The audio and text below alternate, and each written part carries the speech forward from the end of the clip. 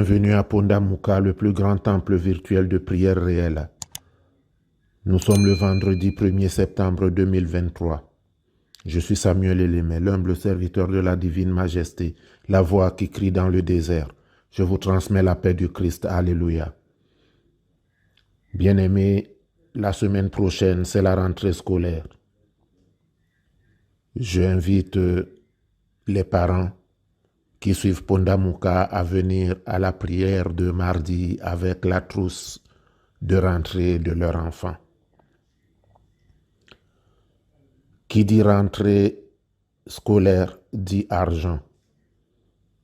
Et en ce moment, beaucoup de parents traversent des moments plus que difficiles. Pondamuka vous a toujours encouragé à donner, à partager avec ceux qui sont dans le besoin autour de vous. Parce que ce que vous avez, ce que vous recevez n'est pas pour vous seul. En nous enseignant à prier, Jésus pouvait nous apprendre à invoquer Dieu au singulier. Mais cela aurait été égoïste de dire « Mon Père, donne-moi aujourd'hui mon pain quotidien ». C'est pourquoi il nous a appris à dire « Donne-nous aujourd'hui notre pain de ce jour ». Alors si vous le recevez, ce pain-là, ne l'oubliez pas qu'en l'invoquant, vous avez dit « Donne-nous ». Et ainsi, pensez à ceux qui n'en ont pas reçu. Car ce pain-là n'est pas le vôtre seul, puisque vous l'avez demandé pour plusieurs. Nous reviendrons plus tard sur les bienfaits de la charité, mais pour la rentrée scolaire, je vous invite à soutenir autour de vous un enfant qui a besoin de votre générosité. Pour ce faire, notre méditation se fera autour de l'évangile de Saint Matthieu, chapitre 7, versets 24 et suivants. Je lis. Quiconque donc entend les paroles que je dis et les met en pratique sera semblable à un homme sensé qui a bâti sa maison sur le roc.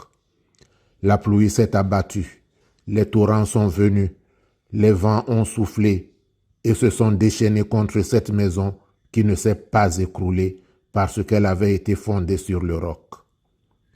Mais quiconque entend les paroles que je dis et ne les met pas en pratique sera semblable à un fou qui a bâti sa maison sur le sable. La pluie s'est abattue, les torrents sont venus, les vents ont soufflé et se sont rués contre cette maison qui s'est écroulée. Fin de lecture. Jésus vous invite à bâtir sur le rocher. Que ce qui se passe aujourd'hui en Afrique vous serve de leçon. Si vous êtes bien placé et que de votre position vous aidez les jeunes de votre village, ils formeront une barrière autour de votre maison quand le vent tournera. Mais si vous êtes hautain et égoïste, c'est eux-mêmes qui viendront tout brûler chez vous. Le rocher, c'est Jésus-Christ. Et Jésus-Christ, c'est l'amour du prochain, c'est la charité. J'ai bâti sur le rocher et quand viendra la tempête, ma maison résistera, ma maison est en Jésus. La pluie et le vent souffleront, la tempête se déchaînera, mais ma maison est en Jésus. Je n'aurai jamais, jamais peur. Prions, celui qui demeure sous la protection du Très-Haut habite à l'ombre du Tout-Puissant. Éternel mon Dieu, je voudrais que tu sois mon refuge et ma forteresse, que tu sois le Dieu en qui je me confie. C'est pourquoi je te prie ce jour de mettre en moi l'amour du prochain, de mettre en moi un esprit de charité, afin, Éternel, que je puisse aller au secours de ceux-là qui ont besoin de moi. Car quelles que soient les difficultés que je traverse, je sais en regardant autour de moi que ton amour est grand pour moi et que d'autres souffrent encore plus que moi. Donne-moi alors le temps de cette rentrée de m'oublier, d'oublier mes difficultés, d'oublier, ô Éternel, mes soucis, et que je sois disposé à partager le peu que j'ai avec ceux qui n'ont rien. Éternel mon Dieu, je sais qu'en retour tu te souviendras de moi. La veuve de Sarepta n'avait qu'un peu de farine et un peu d'huile dans sa cuisine, mais elle a été charitable envers Élie. Et toi, tu t'es souvenu d'elle. La farine qui était dans le pot ne diminuait point. L'huile qui était dans le pot non plus. Éternel mon Dieu, je sais que ce que tu as fait hier, tu peux encore le faire aujourd'hui et tu le feras demain. C'est pourquoi je t'en prie de me permettre d'être comme la veuve de Sarepta, de partager avec ceux qui sont dans le besoin pour que je sois protégé contre tout cela qui attendent ma perte, ceux-là qui attendent ma chute, ceux-là qui attendent ma mort. Ô Éternel mon Dieu, qu'ils soient honteux et confus. Bénis, Éternel, ma maison. Bénis, Père céleste, le pain qui est dans ma maison. Bénis mon travail. Accorde-moi toujours ta protection afin que je sois toujours enclin à la charité. Bénis ma prière au nom de Jésus. Amen. Bien-aimés, c'est le moment de prendre votre bouteille d'eau.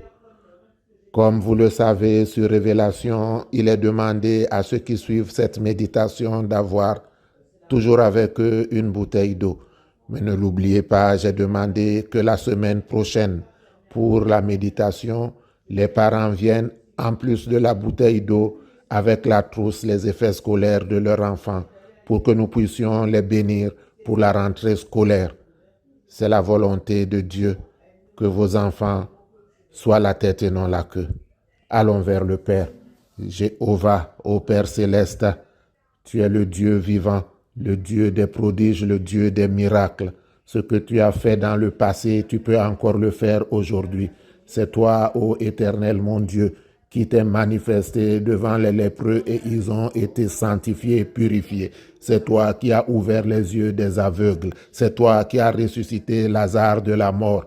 Alors, même Élie a ressuscité l'enfant de la veuve de Sarepta. Je sais que tu peux tout. C'est pourquoi j'élève la voix vers toi dans ce lit de malade, afin que cette eau soit transformée dans le sang de Jésus, qui m'apporte la délivrance, qui m'apporte la guérison, qui m'apporte le salut. Ô Christ roi sauveur, tu es Dieu, ne m'abandonne pas. Tu es enfant de Dieu, ne m'abandonne pas. Esprit Saint, esprit de vie, esprit de vérité, entre dans cette eau, afin que en la buvant, tout change en moi, que la maladie soit combattue, que la maladie soit combattue, que les blocages soient combattus. Éternel, quand tu ouvres, personne ne peut fermer. Daigne donc dans ta bonté agir puissamment pour mon salut. Au nom de Jésus.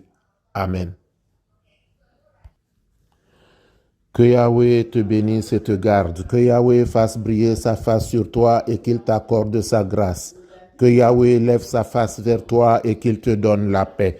Notre Père qui es aux cieux, que ton nom soit sanctifié, que ton règne vienne. Que ta volonté soit faite sur la terre comme au ciel. Donne-nous aujourd'hui notre pain de ce jour. Pardonne-nous nos offenses comme nous pardonnons aussi à ceux qui nous ont offensés. Et ne nous laisse pas entrer en tentation, mais délivre-nous du mal. Car c'est à toi qu'appartiennent le règne, la puissance, la gloire, pour les siècles des siècles. Amen.